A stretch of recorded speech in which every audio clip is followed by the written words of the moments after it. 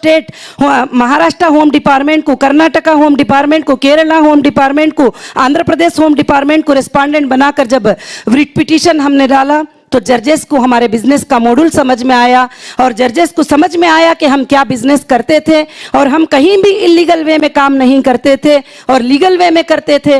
मैं पहले भी जब अरेस्ट किए थे उस वक्त भी चैलेंज की थी कि मैं कोई गलत काम नहीं की हूँ, ना मैंने कोई स्कैम किया है, ना मैंने कोई फ्रॉड किया है। चलते हुए बिजनेस से तुमने मुझे उठाकर फ्रॉड साबित करना चाहते हो, मगर आप जितने साल चाहे इन्वेस्टिगेशन कर लो, मेरा कोई ऐसा इंटेंशन नहीं है।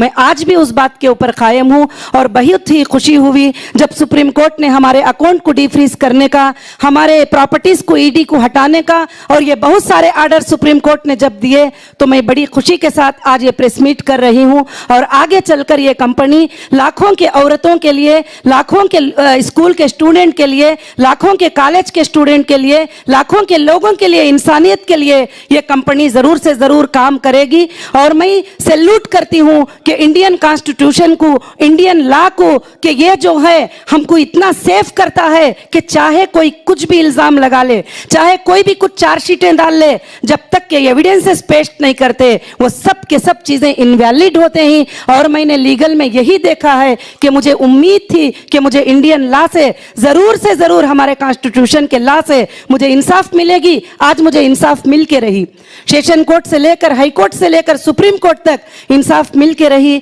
और हमारी लीगल टीम का भी मैं शुक्रिया अदा करती हूं कि जिन्होंने स्ट्रांगली इस काम को किया और फाइट किया। आज भी फाइट जो है जारी है और चल रही है।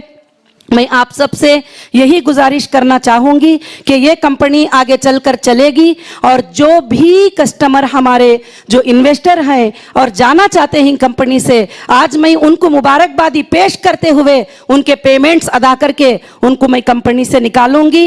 और दूसरी बात, जब सुप्रीम कोर्ट ने कहा कि जो लोग हीरा ग्रुप के साथ ट्रस्ट के साथ रहते हैं उनको लेकर आप बिजनेस करो, तो उसी तरह से जो लोग मेरे साथ ट्रस्ट के साथ रहते हैं मैं उनके लेकर बिजनेस करूंगी। और कंपनी और न्यू पॉलिसीज लाएगी और कंपनी और भी ज्यादा तेजी रफ्तार से ये कंपनी चलेगी। जो हमारे मार्ट 2 साल 5 महीने बंद करके रखे, तो मैं यही पूछना चाहती हूं कि ये लाश के कौन जिम्मेदार हैं?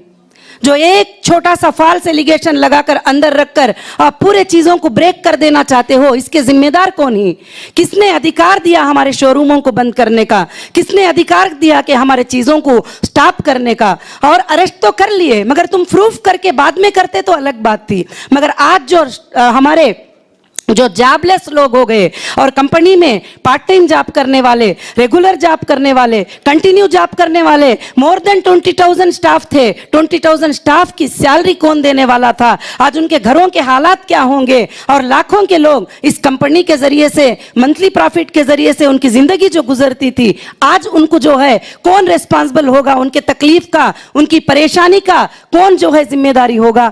मैं यही बात आप सबके जरिए जो है मीडिया के जरिए पहुंचाना चाहती हूं कि सारे इंडिया की औरतों को मैं ये बात बताना चाहती हूं कि आप पर कभी भी इलीगल हरासमेंट हो तो आपको डरने की जरूरत नहीं है। आप स्ट्रांगली फाइट करोगे तो कोर्ट्स हमारे साथ हैं, लॉ हमारे साथ है, लॉ में इंसाफ है। आज भी लॉ इंसाफ करती है।